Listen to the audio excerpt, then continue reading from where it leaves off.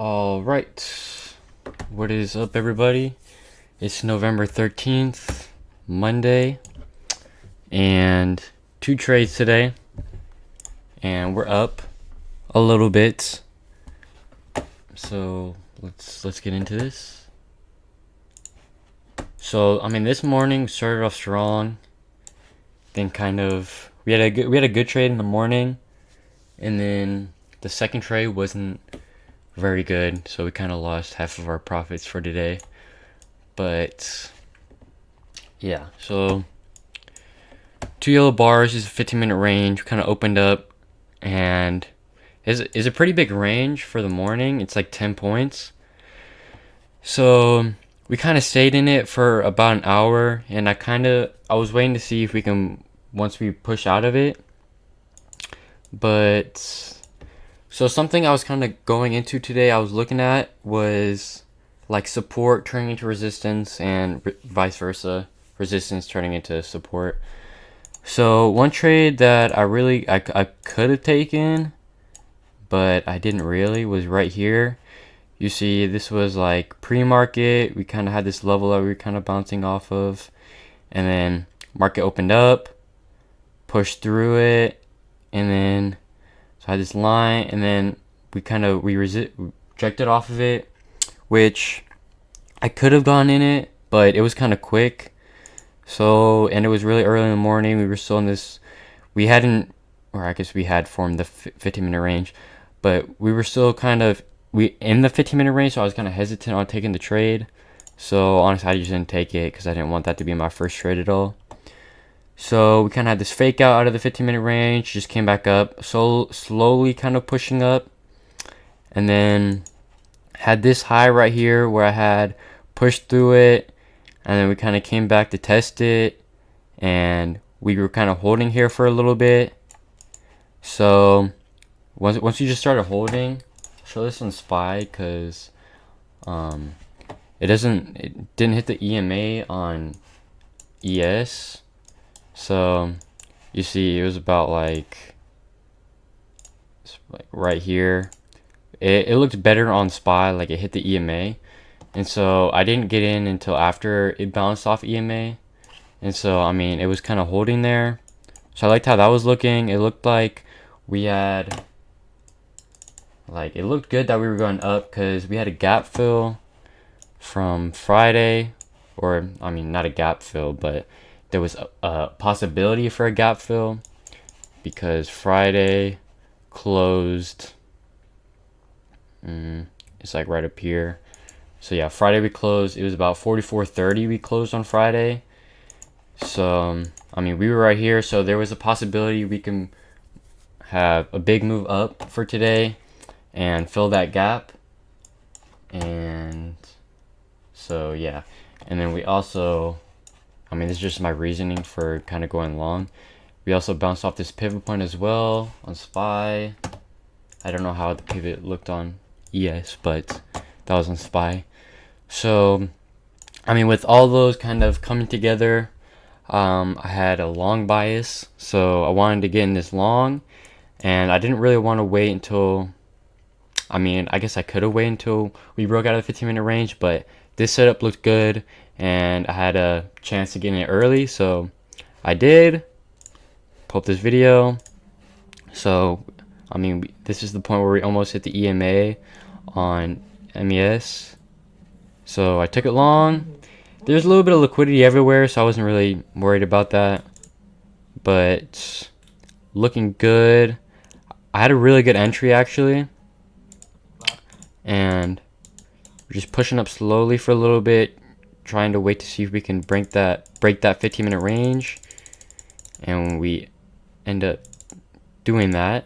And actually, so I went in with two contracts on this one, and originally, I can't even remember where my original, where I was going to take my first contract off. It was like about up here, like above like the 44.22 level, but we came up, and I think might have been about like a point away from where I was going to take it off, but we came back down, and actually this could have been like, if I was more of like a professional or something, I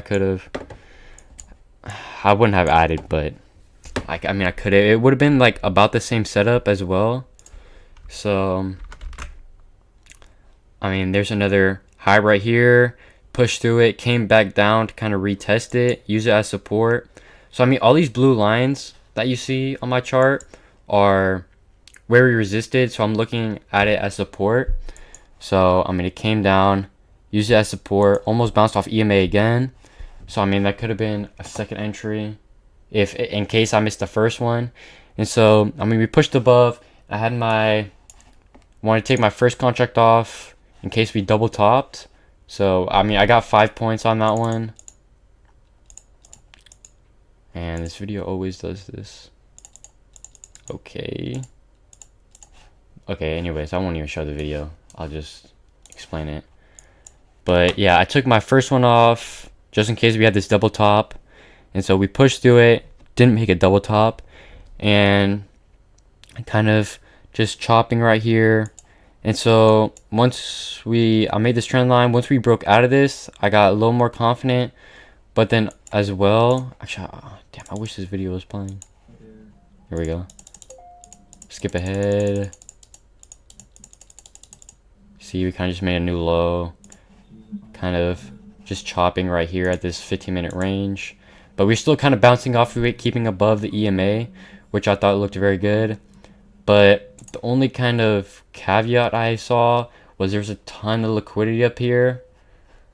And, I mean, and it was like right at that double top. So, just in case it double topped, or I guess triple topped.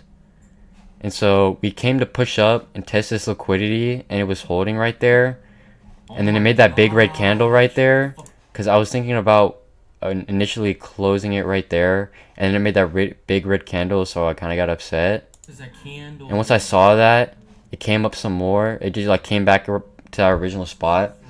So I was like, okay, I need to get out of this. And I ended up getting out just right here, just in case. Because I did think it was just going to come back down after that. But you can see, I mean, it was a terrible exit. I literally, there was the pre-market high right here, which, like, of course it was going to it. And I had my runner planned to take it off about right here. So, I mean, honestly, this was, like, this entire thing was, I think it was 44.08, almost a 30-point move. Oh, no, yeah, it was almost a 30-point move. No, actually, it was, like, almost exactly a 30-point move. So I got in about a third of the way through, exited halfway through the entire move, even though we didn't even touch the pre-market high. I was looking at Bookmap instead of actually trying to read the price action, and I just got scared, wanted to take profit, and I was literally just thinking in my head, just fucking Tom Hogarth, can't go broke taking profit, so that's what I did. And I missed, like, I had my runner to go up here, so honestly I missed like 3 or 4 more points that I could have gotten, which would have been a nice risk to reward. But honestly, going into it, I'm trying to focus on getting good entries, and then once I get good entries, that's when I can size up a little more and kind of focus more on my runners. So I'm happy that I got a good entry, because I wasn't stressed at all, because I wasn't red at all. Came up, so I had a good entry, just could have managed it a little better. But yeah, that was that one. And then had a big push up, and then honestly something going into today, I need to stop looking at trying to call reversals. Like, there's obviously this big trend up, so I wasn't looking to go short at all. I was looking for another entry to go long. And once we were kind of in this buying channel, or once we exited this buying channel, started creating a selling channel, that's when I was kind of looking to go short, because on ES, not so much on SPY, but on a higher time frame on ES, we kind of double topped. So this is Friday's high, and then we just topped here again, which was right here, So we had the selling channel, something like this. We had the selling channel, so I was like, okay, I'm gonna start going with the trend. I'm gonna look to go short, which made me possibly miss this entry right here because we pushed down and we had this high right here. So I'm looking at it as support. We had this big push up and then came back to test it. We were holding, which actually looks really good. I was debating on whether or not I should get in this trade. So we were holding kind of nicely, and I honestly just didn't want to get in it because I was looking for a short. Because you see this red line, we bounced here, so I was looking for a push through and then kind of coming up and use it as resistance, which was terrible because it didn't really do that. I mean, I almost got in right here, but it wasn't a big enough push down for rejection. So I didn't get in long right here, which it wasn't a big move. It was only about 5 points. So maybe I would have gotten an initial contract and then maybe break even on the second contract. So it wasn't really too much of a good move, which I missed this one. And so I wanted to get some more profit on the day. And so the second entry that I had was kind of terrible because we pushed through this. So now my thought process going into this one was we bounce here, so maybe we can push through it and use this one as a rejection now.